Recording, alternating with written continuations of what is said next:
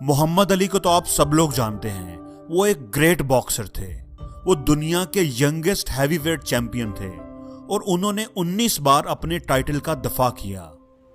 अपनी जिंदगी में उन्होंने 61 फाइट्स की और उसमें से 56 जीती। 37 बार उन्होंने अपने ओपोनेंट को नॉकआउट किया। एक बार मोहम्मद अली से किसी ने पूछा कि जिंदगी में कामयाबी के लिए स्किल ज्यादा जरूरी है या विल मतलब विल पावर, खुद पर यकीन, कुछ कर दिखाने का जज्बा। तो मोहम्मद अली ने जवाब दिया कि विल स्किल से ज्यादा जरूरी है। उस आदमी ने पूछा कि कैसे? इस दुनिया में हर कोई तो स्किल डेवलपिंग की बात करता है, स्किल्स को इंप्रूव करने की बात करता है, और आप कह रहे हो कि विल पावर स्किल से ज्यादा जरूरी है।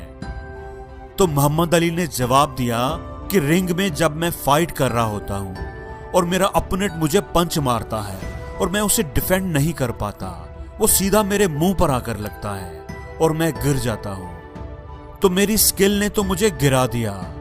अब मेरी विल ही मुझे कहती है कि मोहम्मद उठ खड़ा हो जा, एक बार और कोशिश कर, हार ना मान, तू जीत सकता है।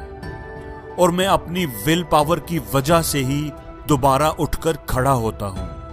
अगर मेरी विल कमजोर हो तो मैं उधर ही हार मान जाऊं। इसलिए दोस्तों, आपका आईक्यू लेवल कितना हाई है, आप कितने काबिल हैं, कितने स्किल्ड हैं, कितनी शानदार सलाहियतों के मालिक हैं, लेकिन अगर आप में कुछ कर दिखाने का जज्बा ही नहीं, अगर आप गिरने से डरते हैं और गिर जाएं तो उठने की हिम्मत नहीं करते, हार मान जाते हैं, क्विट कर देते हैं, तो आप जिंदगी में कभी कुछ नहीं कर सकेंगे।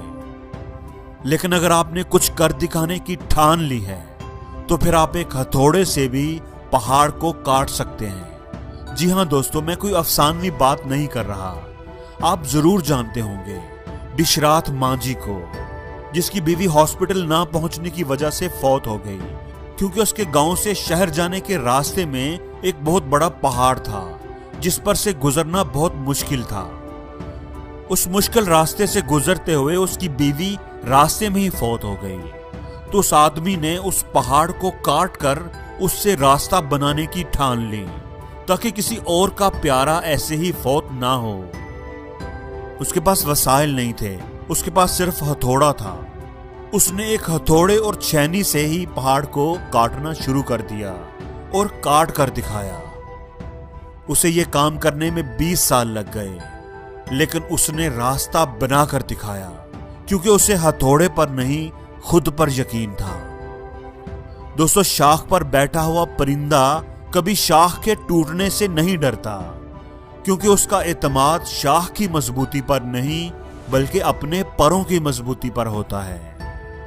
इसलिए दोस्तों, अपनी जिंदगी में सहारे ढूंढने की बजाय खुद पर यकीन करना सीखो, क्योंकि सहारा तो एक दिन टूट जाएगा, लेकिन आपका खुद पर यकीन आपको कभी गिरने नहीं देगा।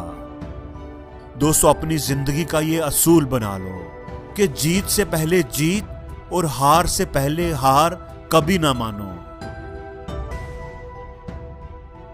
और जिंदगी में हर रोज कुछ नया सीखो, नया सोचो, नया करो, लर्न करो।